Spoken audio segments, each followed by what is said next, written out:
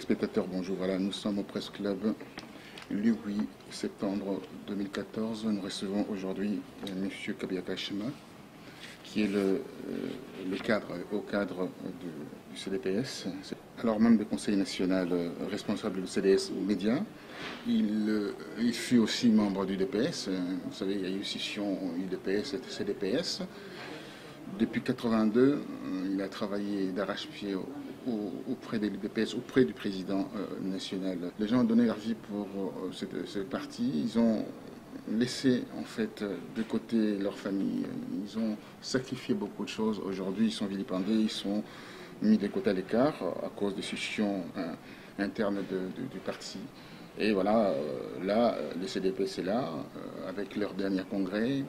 Il y a une impulsion menée par le président national du CDPS, M. Belchika, qui a donné un discours qui devait réorganiser en fait le parti, demandant aux autres qui sont à l'extérieur de joindre ce parti qui a une vision pour la nation congolaise. Ils établissent des règles, ces règles-là, démocratiques, parce que c'est que ça a été dit. À travers ces règles, on va pouvoir, bien entendu, conquérir le pouvoir. Alors, vous avez mis ces partis en place pour la reconquête du pouvoir, ou bien pour votre, comme on dit, le besoin de ventre? Pas du tout. Merci d'abord de m'accorder ce plateau à ma demande pour un droit de réponse par rapport à votre dernière interview avec un cadre de l'UDPS. J'allais parler de ce droit de réponse, mais tout à fait. Comme vous... Donc, il était de notre devoir de pouvoir éclairer les téléspectateurs, donc ceux qui se connectent sur le site d'Afrique Rédaction, qui sont nombreux, et à travers ce site, éclairer notre peuple, parce qu'il y a longtemps que nous avons été vilipendés sans que nous nous sommes donnés comme règle de vie de ne pas polémiquer pour l'intérêt national, pour l'intérêt du peuple congolais, parce que l'objectif final que nous nous sommes fixés, c'est de viser ce qui peut rassembler que ce qui divise.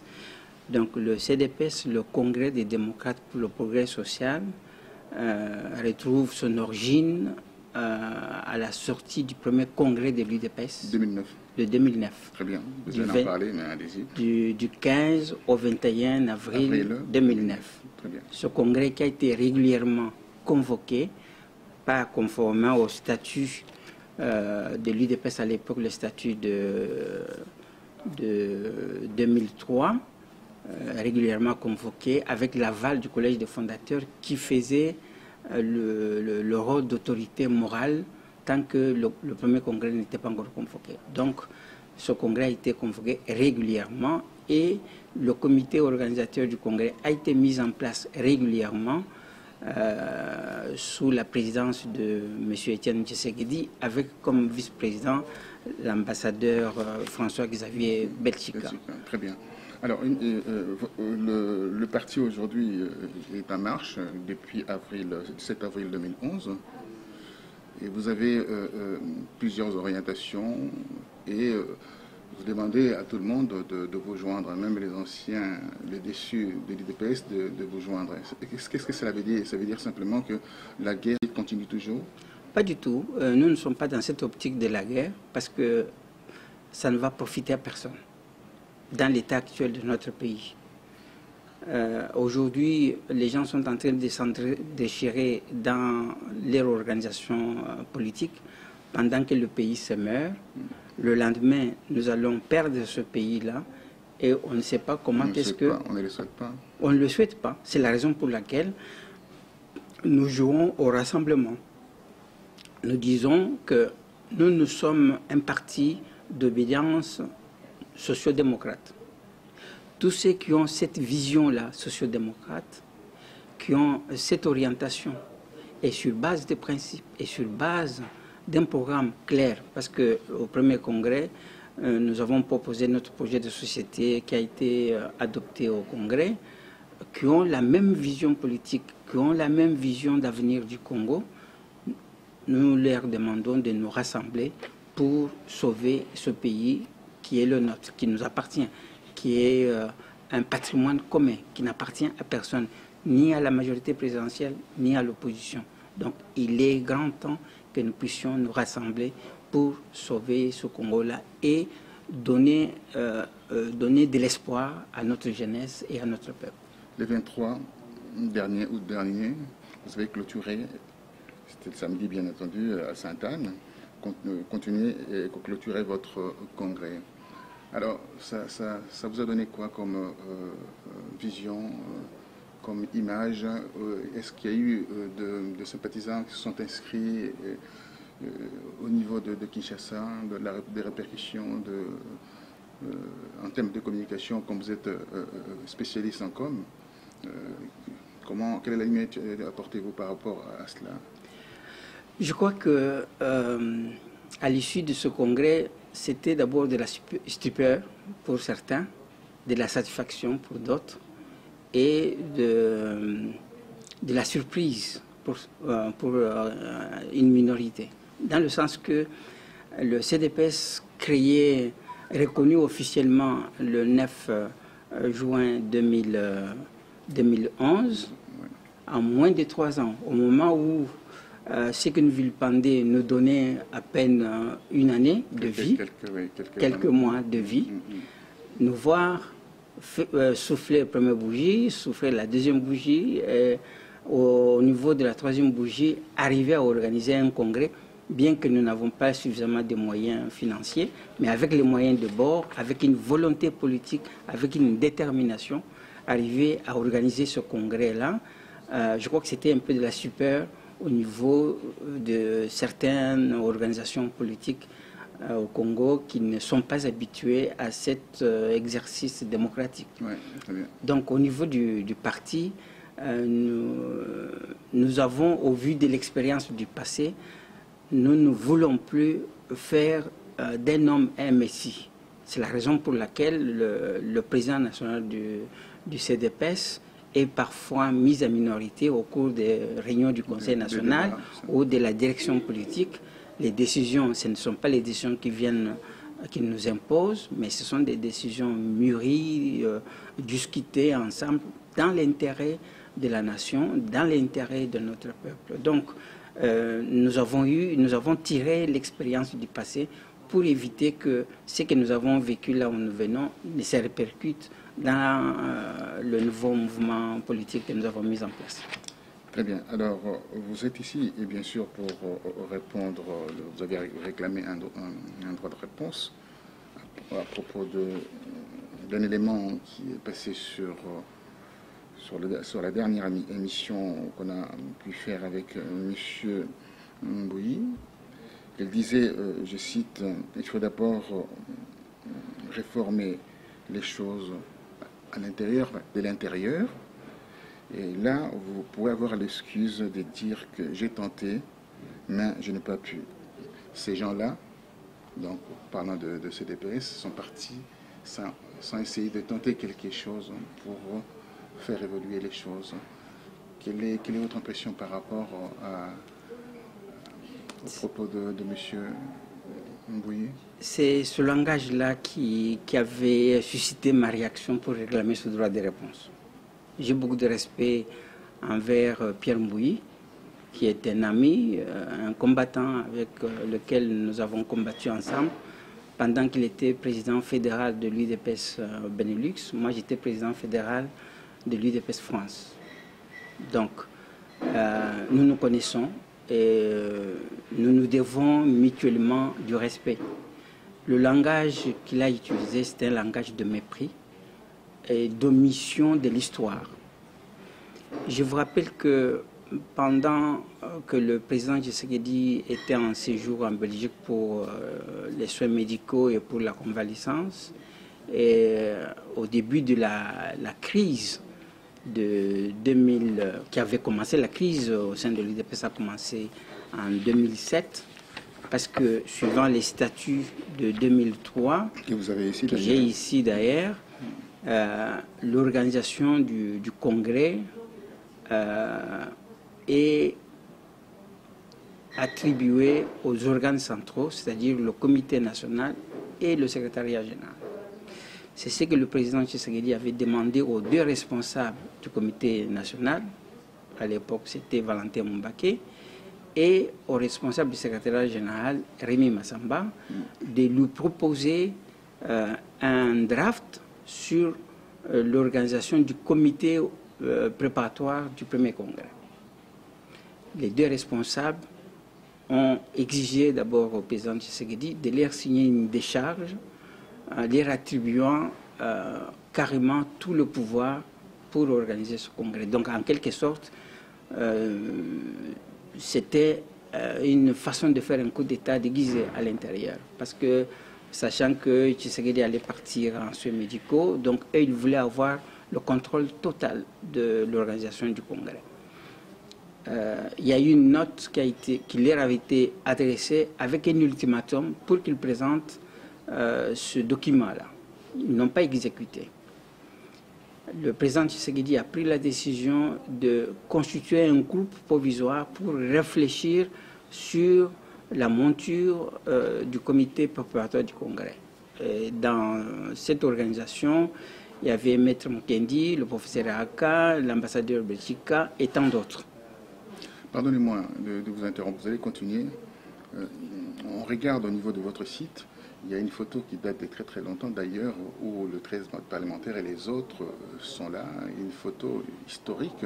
Comment se fait-il que tous ces mondes-là ont été évincés, écartés, au profit de quoi? Après vous allez continuer par rapport à ça, parce que ça en regardant cela, j'ai le rappel de l'histoire. Ouais. Et à travers ces rappels d'histoire, je me suis dit, tiens, il y a trahison quelque part.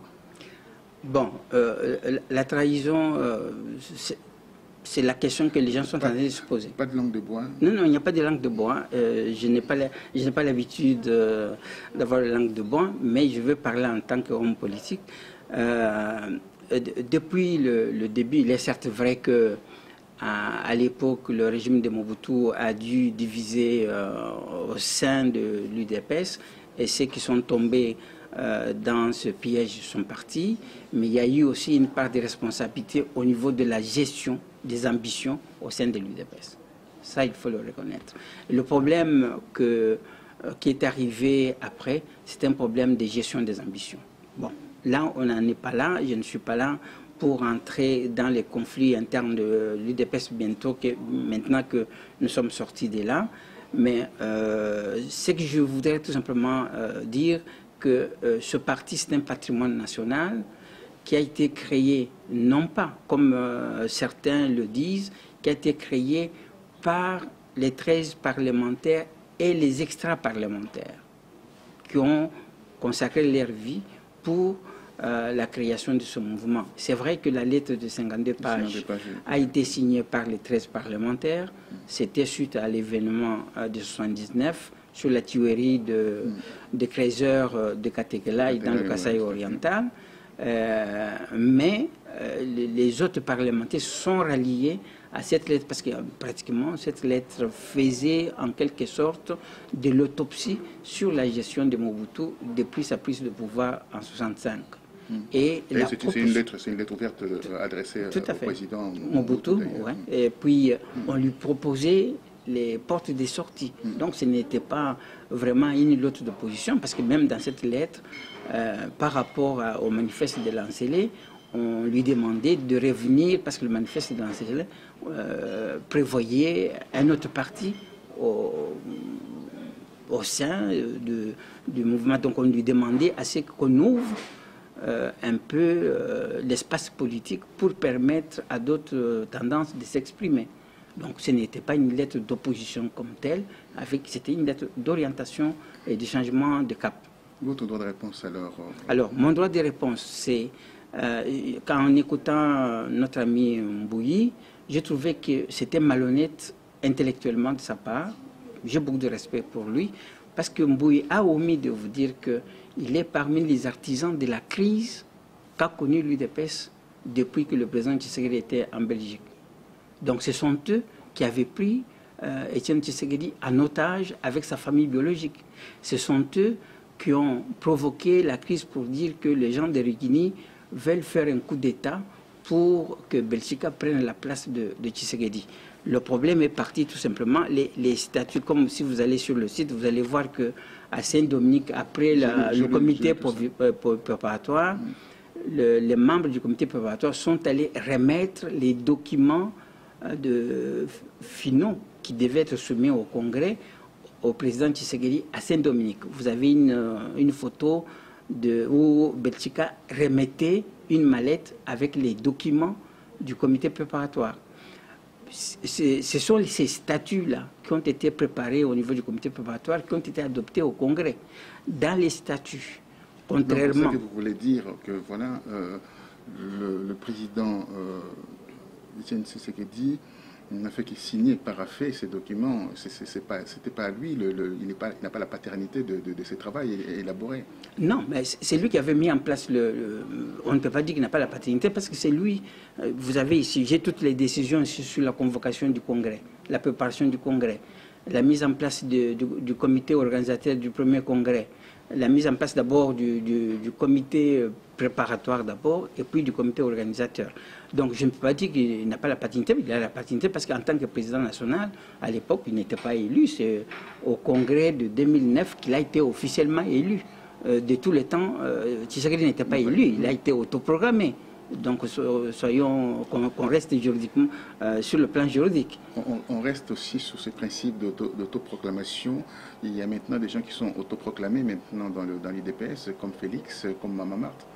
Quelle est la ligne portez-vous par rapport à... Non, Félix a été nommé, il y a une décision, il a nommé Félix comme secrétaire national à l'Union. Il y avait toujours ça, l'autoproclamation, il avait déjà cette envergure, il prenait des décisions, il révoquait les gens officiellement. C'est pour cela qu'il y a un passage où je suis d'accord avec Pierre Mbouyi, où il demandait à ce qu'on fasse la part des choses entre l'organisation du parti et la famille.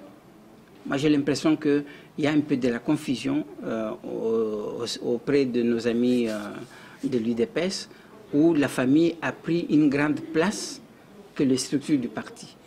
Dans aucun texte, que ce soit le texte de 2003, que ce soit le texte de 2010, qui n'a pas été même discuté au Congrès, parce que le Congrès a été ouvert le 10, jusqu'au 14 à 5 heures du matin, ils n'avaient pas encore mis en place le bureau du Congrès. Le bureau a été mis en place vers 5 heures du matin. Et Tshisekedi est venu clôturer le Congrès à 14 heures. Donc ils n'ont pas eu le temps de travailler en commission. Les statuts de 2010 ont été travaillés en dehors du Congrès. Et voire même, il paraît qu'il y a de nouveaux statuts qui ont été déposés en 2012 hors Congrès. Je ne sais pas, bon, ça c'est leur cuisine interne. Ce qui nous ramène à dire que donc Maman Marthe et tout ce monde-là n'ont pas le droit de citer par rapport à ces statuts. C'est que vous êtes en train de dire indirectement. Marthe est la femme de Tshisekedi. Il a sa place à côté de son mari. Mais dans les structures du parti, il n'a aucun pouvoir dans les structures du parti. Ce qu'elle est en train de faire, ce n'est pas différent de ce que la femme de Mao avait fait vers la fin. Elle a été tuée d'ailleurs, la femme de Mao. Ben, ne me faites pas dire ce que je n'ai pas dit, je ne demande pas à ce que Marthe soit pendue. Donc Marthe a sa place en tant que femme de leader de l'UDPS, à côté de son mari. Il a souffert avec son mari, comme tant d'autres, comme d'autres fondateurs qui ont souffert, qui sont morts. D'ailleurs, eux, ils ont la chance de vivre, mais Chambouy Makanda a été tué, Kanana est mort, les Dikonda sont morts, leurs enfants traînent là, sans droit de cité. Donc, la famille de Tshisekedi ne peut pas se donner la paternité des souffrances. Il y a des familles entières qui ont souffert, il y a des anonymes qui ont souffert. Donc, pour moi, ce que je demande, je n'entre pas en détail de leur cuisine interne, mais ce que je demande, j'ai toujours eu dans les échanges amicaux avec nos amis de l'IDPS qui ont continué à s'appeler, je leur dis, n'attendez pas la mort de Tshisekedi pour réorganiser le parti. Ce parti, c'est un patrimoine national. Mettez-vous ensemble, faites en sorte que ce parti puisse survivre aux fondateurs Et cela ne peut arriver que si vous arrivez à vous réorganiser au lieu de continuer cette guerre qui date de 2009. Aujourd'hui, Belchika n'est pas là. Belchika continue son bon chemin de route avec le CDPS. Qui a d'abord un bon cursus, si on regarde à ULB, etc. Et on critique aujourd'hui, on vilipende un peu Félix Tshisekedi en disant qu'il n'a aucun background, il n'a pas de parcours, il n'a pas de cursus. Je ne connais pas sa vie et je ne souhaite pas... Comment vous ne connaissez pas sa vie? Il est haut responsable au cadre de l'UDPS, vous devez le savoir. Oui, il est haut responsable de l'UDPS, mais à l'UDPS, pour qu'on sache le cursus de quelqu'un, c'est si quelqu'un veut en parler. Bon, je n'ai jamais discuté avec Félix sur son cursus, mais ça ne m'intéresse pas. Ça ne m'intéresse pas. Moi, je suis ingénieur télécom. J'allais parler de ça, mais c'est du mépris. Non, pas du tout, ce n'est pas du mépris. C'est-à-dire que je ne souhaite pas entrer dans la vie privée d'un responsable politique. C'est pas privé, c'est un homme public. Et c'est un homme public, c'est à lui de... C'est à lui, parce qu'il vient au devant du peuple congolais, c'est à lui de prêcher par l'exemple pour dire voilà ce que j'ai déjà fait dans ma vie, voilà ce que je vaux, voilà pourquoi est-ce que je veux remplacer mon père, parce que j'ai une vision. Donc c'est à lui de se défendre. Quand on dit qu'il veut remplacer son père, on va revenir sur le droit de réponse, hein, parce que c'est le but d'abord de votre venue ici. Quand vous dites qu'il veut remplacer son père, donc on peut parler d'un parti filial. Ah non, on ne peut pas avoir condamné les autres pour dire que ce n'est pas le royaume, pour que le fils remplace son père, ou ce n'est pas une affaire familiale, pendant que vous-même, quand vous pendez les autres, vous faites la même chose. Donc il faut qu'on soit logique aussi. On ne peut pas continuer à condamner les autres de non-respect des textes quand vous-même, vous êtes incapable de respecter les moindres textes que vous avez. Nous sommes encore au niveau d'une organisation politique. Et si demain, admettons, si en 2011, Étienne Tshisekedi était au pouvoir, comment allait être la gestion nationale? Ça, c'est mon interrogation, mes interrogations. Donc, il faut qu'on commence d'abord par respecter les textes, parce que toutes les décisions qui ont été prises à l'époque, même l'exclusion, parce que pour arriver à ce que Mbouy disait, Mbouy a omis de vous dire que le groupe de Régini a été exclu du parti. Il y a une décision. Ça a été dit que vous êtes parti? Non, pas du tout. Il y a une décision, la décision 080. Qu'est-ce qui s'est passé?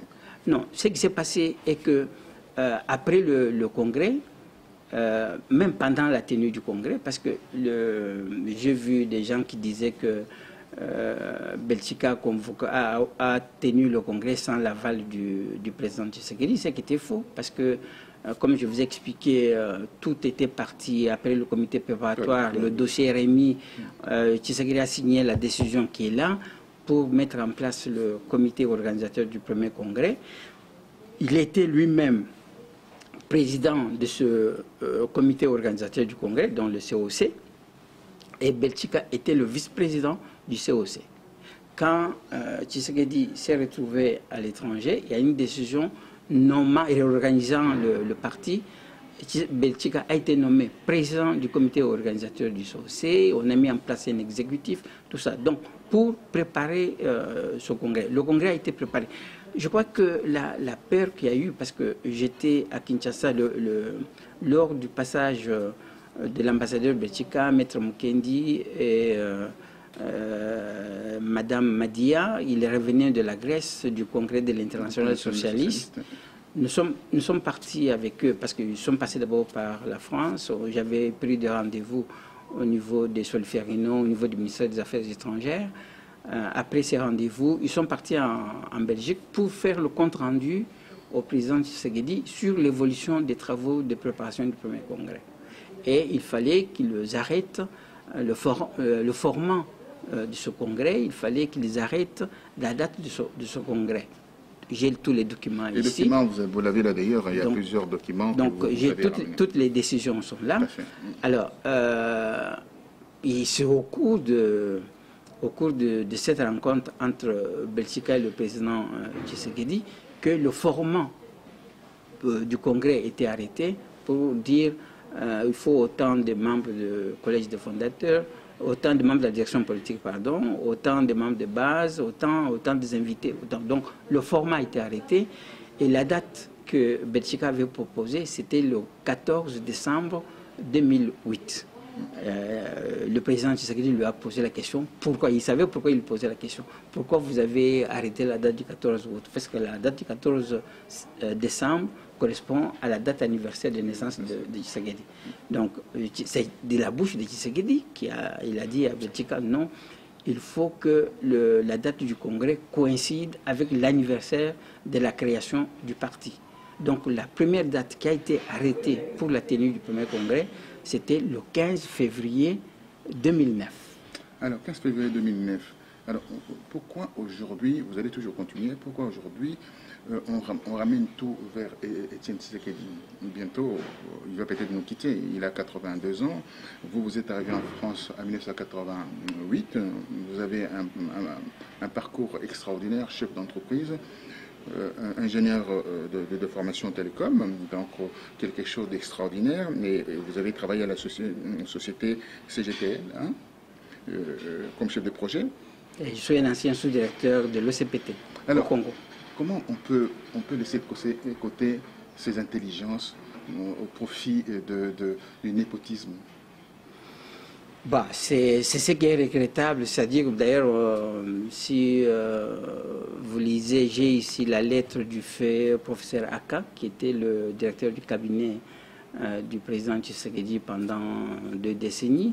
Il lui avait fait une note privée pour lui expliquer la crise au sein du parti, et Aka fait exactement mention au népotisme et à la médiocratie qu'on a encouragée. Est-ce qu'on peut avoir la lecture de cet élément? Je vais vous lire ça.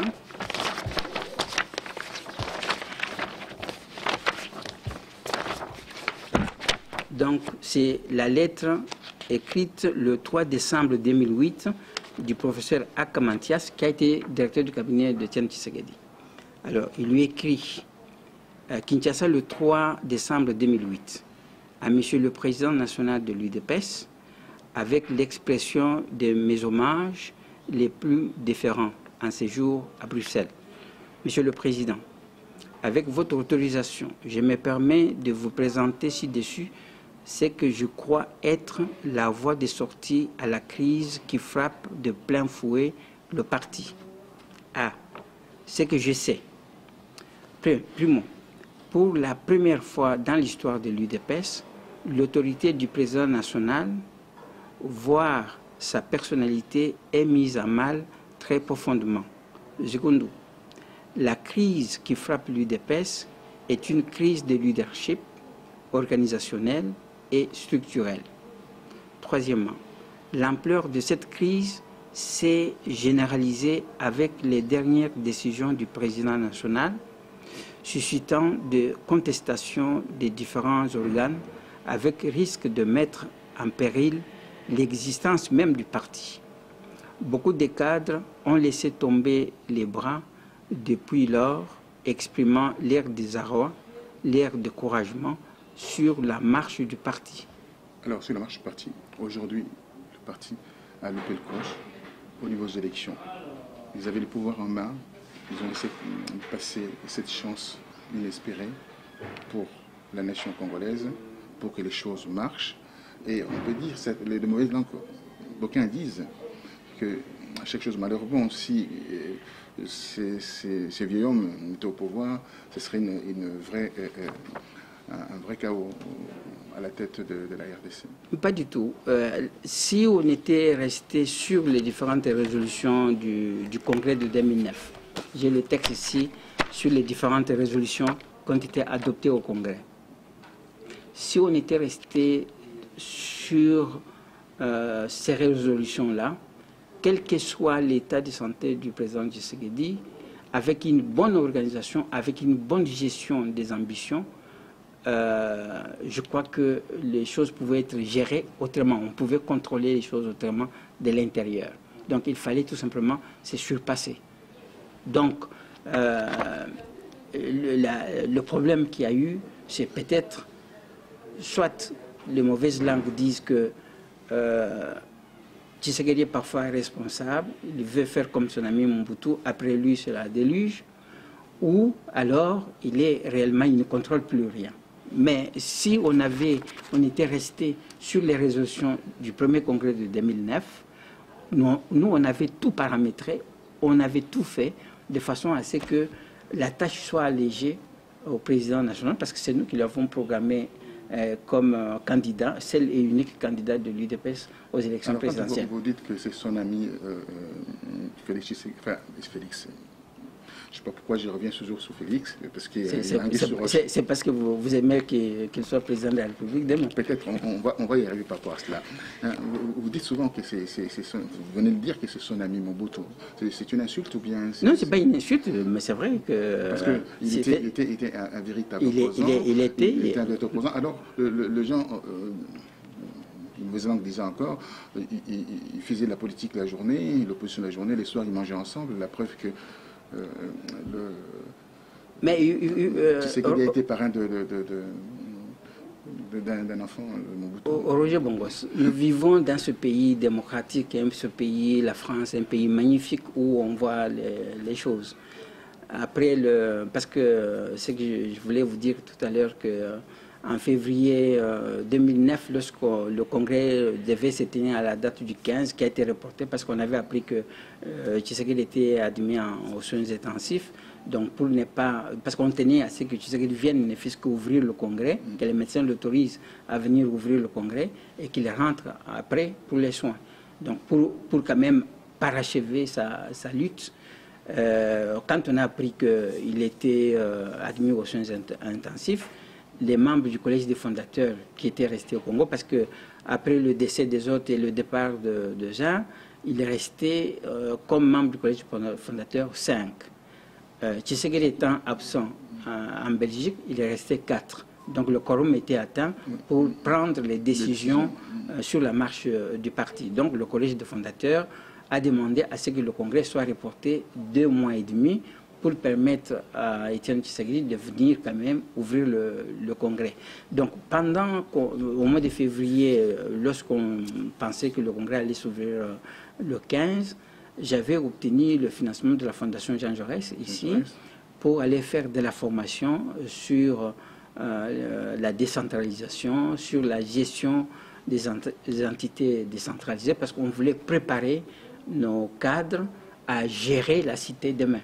Oui, mais vous avez reçu aussi beaucoup de subventions du Parti socialiste belge aussi, 1 million de... Ça, c'est ce que Moumbak avait dit. Je n'en sais pas, je ne peux pas dire des choses dont je ne connais pas.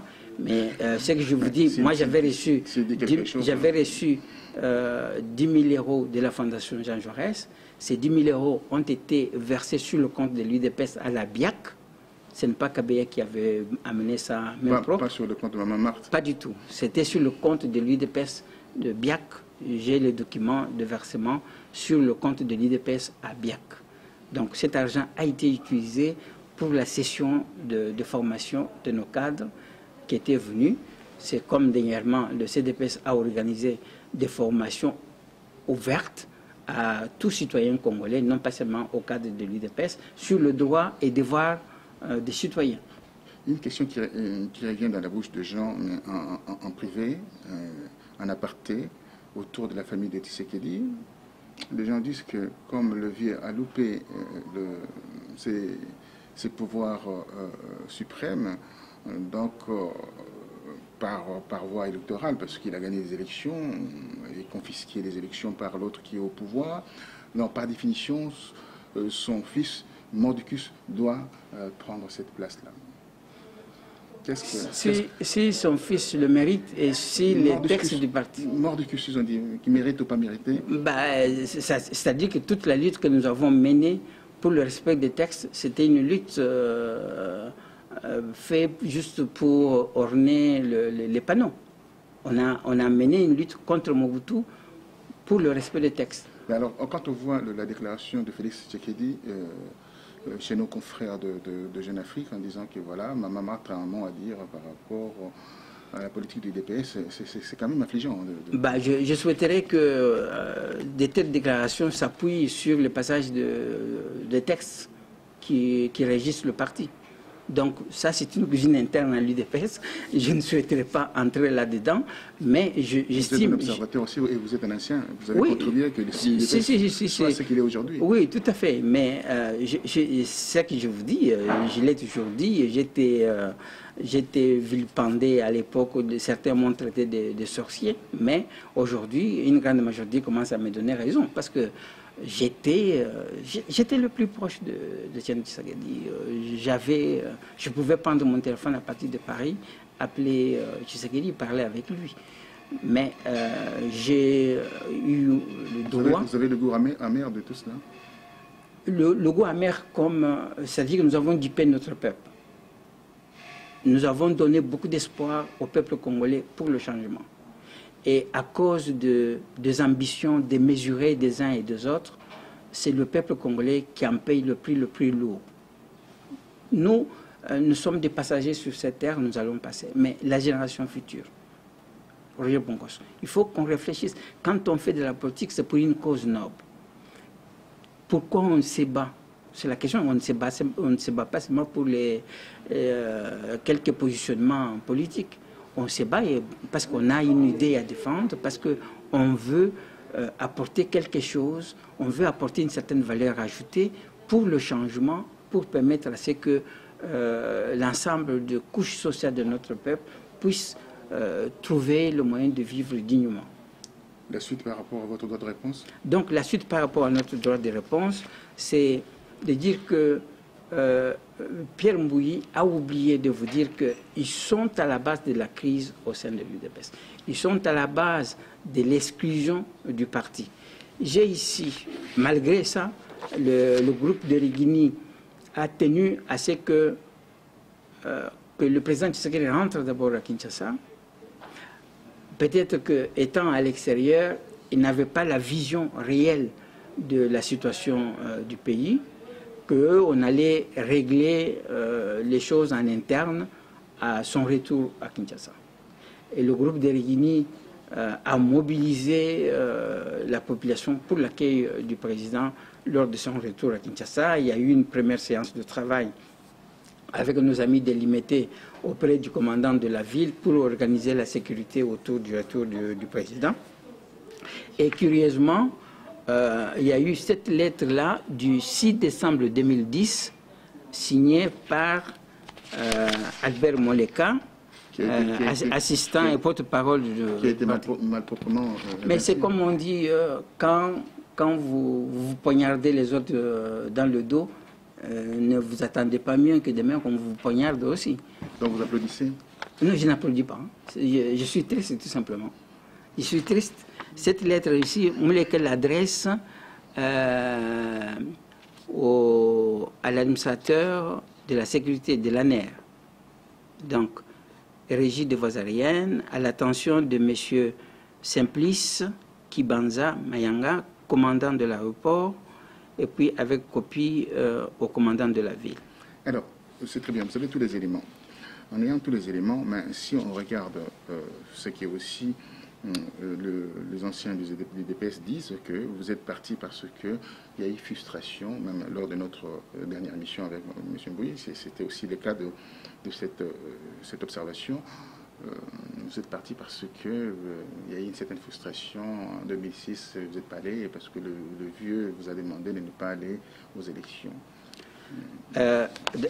D'abord, je ne sais pas si vous avez suivi mon interview à la radio Mangembo. La décision de ne pas participer aux élections de 2006 n'a jamais été arrêtée au niveau des organes centraux. Parce que pour les décisions qui concernent la nation, ces décisions doivent être discutées au niveau des organes centraux, c'est-à-dire le collège de fondateurs saisi, la présidence, le comité national, le secrétariat général. Ça, c'est les statuts de 2003. La décision est sortie de Valentin Moubaké lors d'une interview dans la presse locale que l'UDPS n'ira pas aux élections de 2006. Et Tshisekedi, en tant que président national, n'a jamais démenti cela, n'a jamais fait revenir Moubaké à la raison ou convoqué les organes centraux pour entendre les avis et considérations des uns et des autres.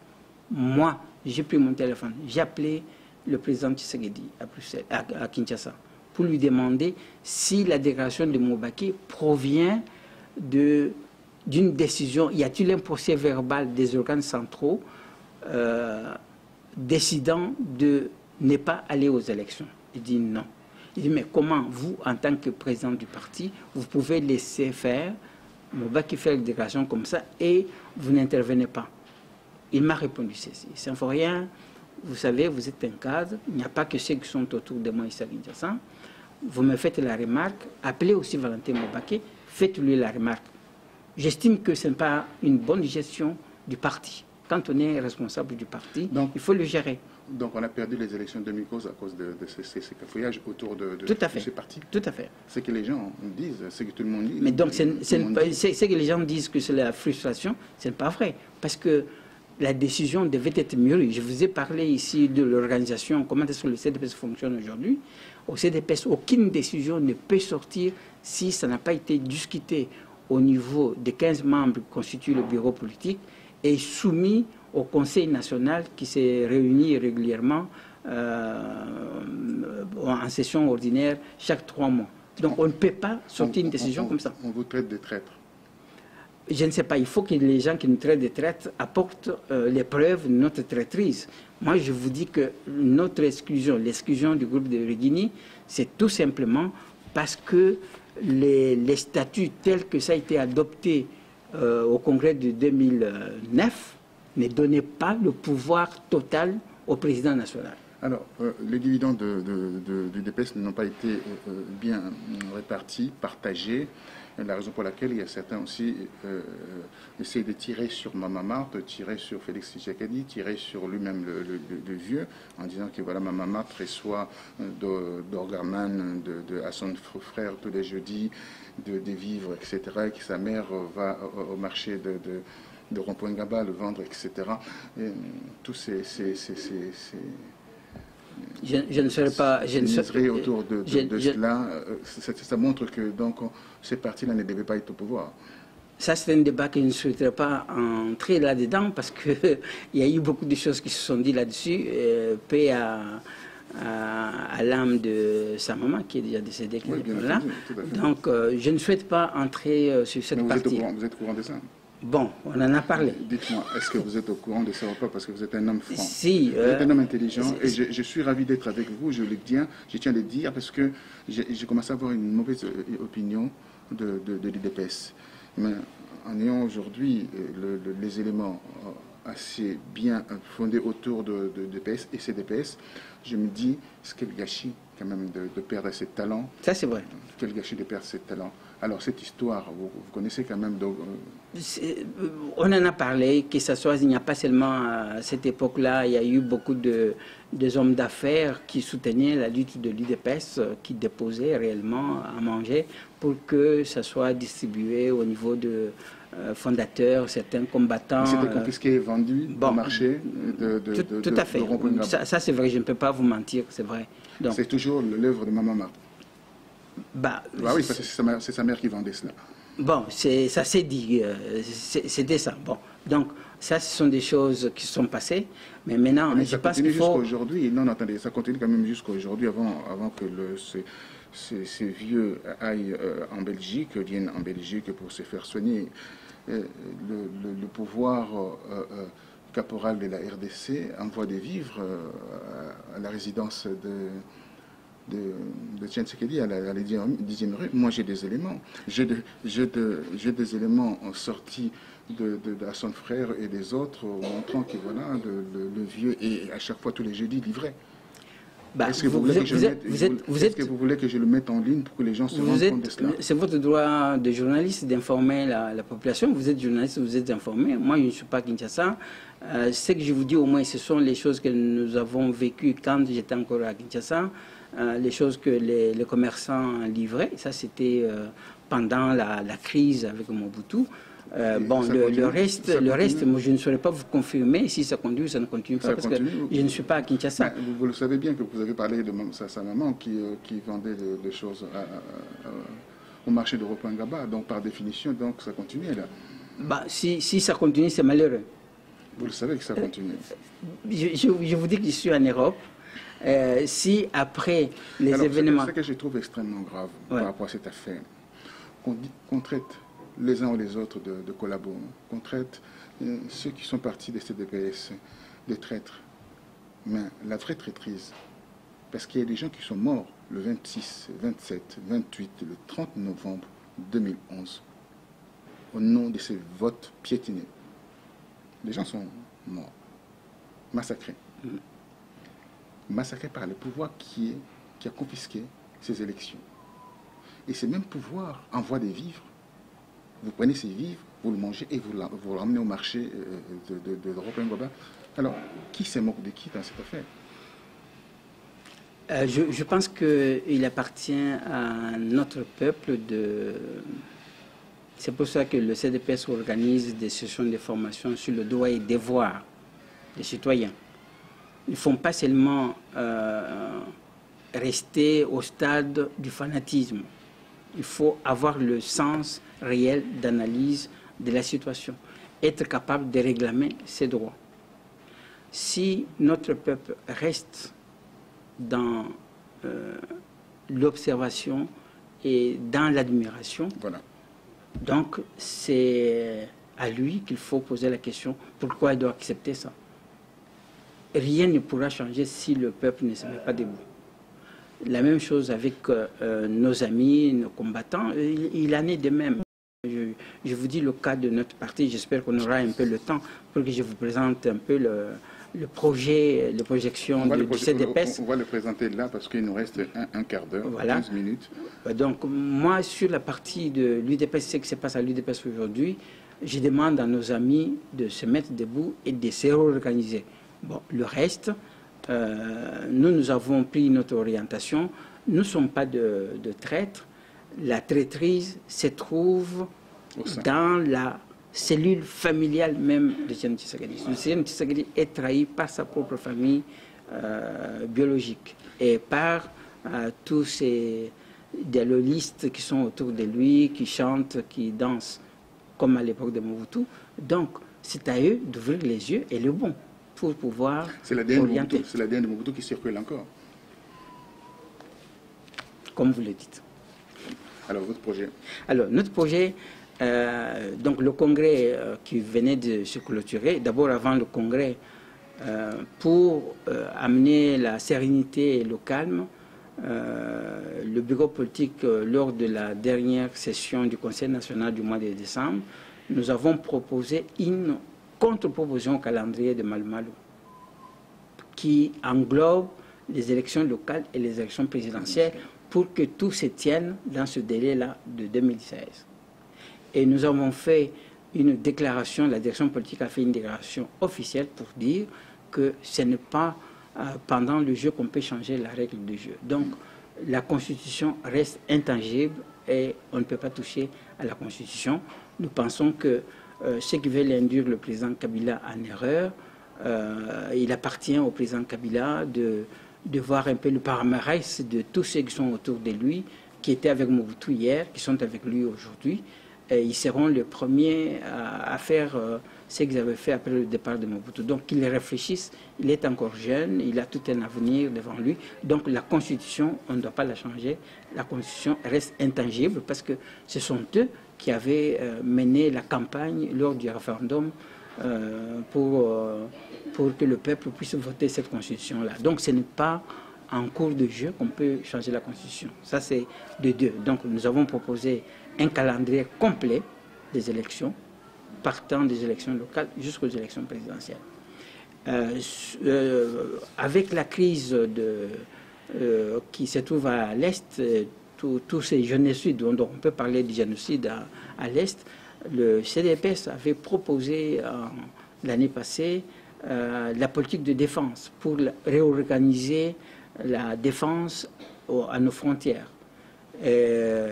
Heureusement que le feu général qui vient de décéder avait commencé à mettre ça en pratique parce que c'est ce que le CDPS avait proposé pour renforcer la capacité de défense à l'Est.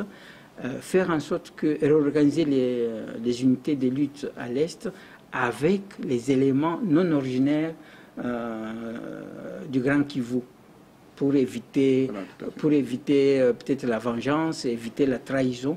Donc il fallait que les éléments de lutte viennent des autres provinces et pas des originaires du Kivu. C'est ce que le général Bromou avait commencé à mettre en place et qui a apporté beaucoup de succès. La raison pour laquelle il a été tué d'ailleurs. Bon, je n'ai pas des éléments sur sa mort. Nous, on a quelques éléments. Je vais d'abord publier ces éléments-là d'ici là. Donc, nous avons aussi proposé sur la partie économique qui va figurer dans le projet de société qui a été adopté au premier congrès.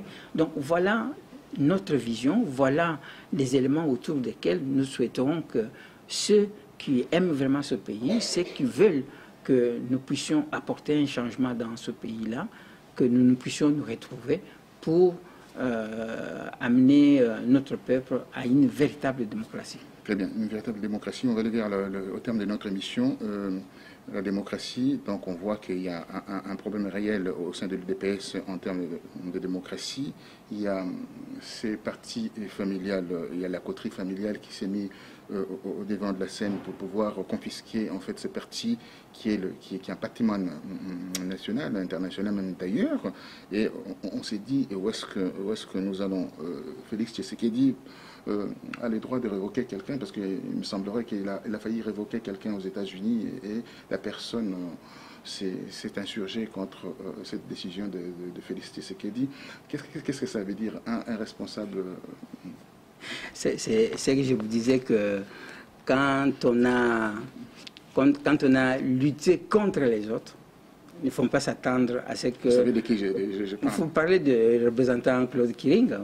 Bon, donc, quand on a lutté contre les autres, il ne faut pas s'attendre que demain que ça tombe sur vous. Claude Kiring a fait partie de ceux qui n'ont pas voulu sentir le groupe de Régini. Au congrès de 2010, c'est Claude Kiring qui désignait les gens, ceux-là, ils ont participé au congrès de Régini avec la famille des enfants de Tshisekedi pour qu'on les sorte de la salle. Donc il ne faut pas s'étonner aujourd'hui ce qu'on a fait hier aux autres, que ça retombe sur vous. Donc c'est pour ça qu'il faut rester objectif possible. Je n'encourage pas ce qui s'est passé, parce que je vous dis que je suis têtu sur le respect des textes. Les décisions, ce n'est pas à Félix Tshisekedi de destituer un représentant, parce que le représentant est nommé sur décision du président national à l'époque, après avis du collège des fondateurs. Donc, ce n'est pas au secrétaire national aux relations extérieures, soit-il fils de Tshisekedi, de révoquer, de suspendre un représentant. Il devait faire le rapport aux organes centraux. La commission des disciplines est réunie, la personne a entendu. C'est comme le cas de Régini. Normalement, la décision de révocation ne devait pas tomber comme ça. Il fallait entendre les personnes de Régini sur les griefs qu'on leur reprochait. C'est après la décision du comité de discipline qui allait rédiger un rapport au collège des fondateurs, le président a entendu. À ce moment-là, on pouvait prendre la décision de révocation. C'est une décision grave. Révoquer les cadres du parti. On ne peut pas révoquer comme ça. On se réveille le matin, on prend une décision. Quelle est la différence avec ce que Mobutu faisait? Alors,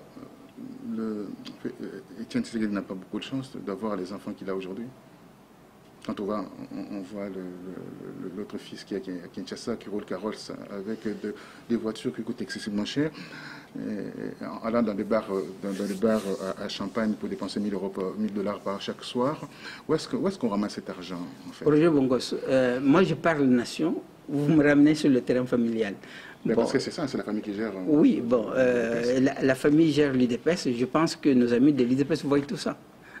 Donc, c'est aux amis de l'UDPS de faire un effort pour récupérer le parti, faire en sorte que ce parti-là soit un parti national. C'est un parti national, c'est un patrimoine national. Moi, je défends ce patrimoine, de la raison pour laquelle je suis assez virulent. Tout à fait, c'est un patrimoine national. Je vais vous rafraîchir peut-être la mémoire sur quand Massiré faisait le tour du Congo, Kate Massire faisait le tour du Congo pour le dialogue intercongolais de Sun City. Moi, j'ai fait Sun City 1 et Sun City 2. J'étais rapporteur de la commission stratégique. Qui allait mettre d'ailleurs la RDC sous tutelle, Kate Massire. En quelque sorte. Vous savez cette histoire. J'étais rapporteur de la commission stratégique de l'UDPS. Vous savez qu'on avait plus de 50 experts de l'UDPS venus de 5 continents qui s'est retrouvés à leur propre compte. Donc ils ont pris le séjour en leur charge parce que l'UDPS n'avait que 3 représentants au dialogue, mais les plus de 50 experts étaient venus, ils s'est logés à leur propre compte pendant toute la session. Aujourd'hui, tous ces gens-là sont jetés en pâture.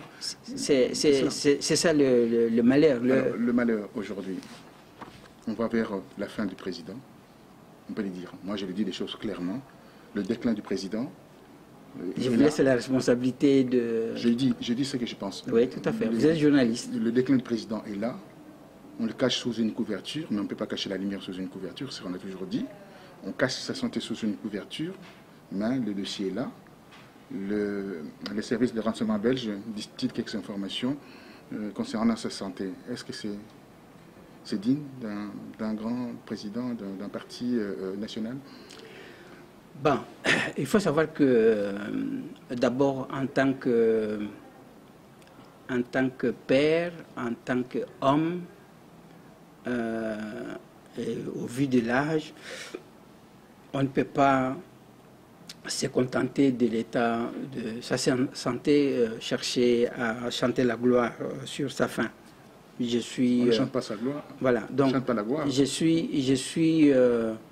suis de cœur avec sa famille, espérant que c'est l'Éternel Dieu qui donne la vie, c'est l'Éternel qui reprend la vie. On ne sait pas quand on dit aussi dans la tradition, parce qu'on va rentrer même dans les rhétoriques maintenant, on dit dans la tradition ancienne, ce que vous semez, c'est ce que vous récoltez, et on dit également sa destinée, on la fabrique soi-même. C'est possible. Donc tout ce que je regrette tout simplement est que, bon, je sais qu'il y a plus de 80 ans, et avec tout ce qu'ils ont subi, tous les fondateurs comme torture, c'est normal que cela se ressente sur le corps humain. Bon, faut-il s'en réjouir? Non. Et les autres, quand Étienne Tshisekedi est venu en RDC, il a été refusé même d'être à l'aéroport, on l'a chassé de l'aéroport. Je sais, le feu fondateur Diaïko, qui était le doyen... Est-ce que vous croyez que c'est normal ça? Non, mais c'est ça. Vous savez comment sont ces enfants? Non, c'est pour ça que je vous lisais la lettre de Moleka. Moleka, il ne parle même pas de fondateur. Il parle de la même expression que Mbouya utilisait. Donc, il parle...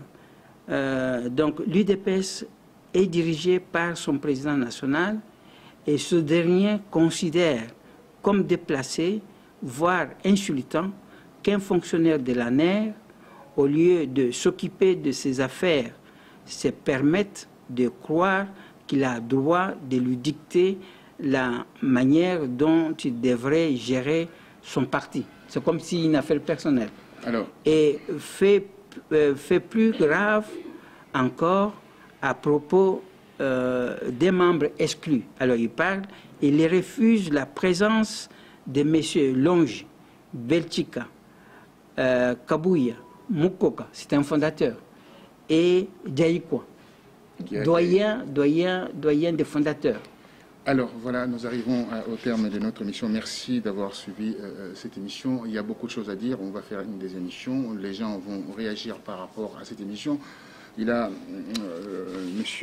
Kabeya, Nkashima, a demandé le droit de réponse. Dans la logique journalistique, il était demandé de voir, d'accorder ces droits de réponse à ces messieurs, ces brillants messieurs, qui a une certaine pertinence, qui a aussi, dans ses propos, quelques retenues. Mais on a compris cela, c'est un homme d'État, c'est un homme politique, il ne doit pas partir dans les émotions. Et là, on a compris cela. Et il faut des gens de cette qualité pour gérer la RDC. Malheur aujourd'hui, le désastre aujourd'hui de voir l'IDPS géré par une coterie familiale. Et cette coterie familiale, ça s'avance dans des choses, s'élance dans des choses où on voit les résultats d'une catastrophe exceptionnelle. Pourquoi? Parce qu'il y a l'incurie à la tête de cette famille, qui est gérée en définitive par Maman Marthe. Je le dis avec beaucoup de fermeté, n'en déplaise à nos détracteurs ou à mes détracteurs, mais je dois dire les choses parce que quand on a vilipendé les gens, quand on a insulté les gens concernant où les gens collaboraient avec telle ou telle chose, où on a invité des gens, telle personne ici, on nous montrait des doigts, mais on ne montre pas des doigts à l'UDPS. Et voilà les résultats aujourd'hui. Nous allons continuer notre travail pour que les gens sachent réellement ce qui se passe. Peut-être la fin des DPS va permettre à CDPS de vivre la vraie politique, de nous apporter la vraie politique. Je ne suis pas pour CDPS, mais j'ai lu leur manifeste et je regardais un peu leur site. Je vous invite maintenant à aller faire un tour au niveau de leur site, de voir ce qu'ils proposent pour la nation congolaise. Merci à vous et à très bientôt. Merci beaucoup Roger, merci de m'avoir reçu. Je salue chaleureusement nos compatriotes congolais. Je pense que, comme nous disons au CDPS, c'est ensemble que nous allons dessiner un nouveau Congo de demain. Donc je pense que ce qui nous divise ne dépasse pas ce qui peut nous réunir. Donc la nation congolaise, c'est notre patrie, c'est notre patrimoine national. Rassemblons-nous. On peut être de l'opposition, de la majorité. Je pense que nous n'avons qu'un seul dénominateur commun, c'est le Congo, l'avenir du Congo et l'avenir de nos enfants. Merci à vous et à très bientôt.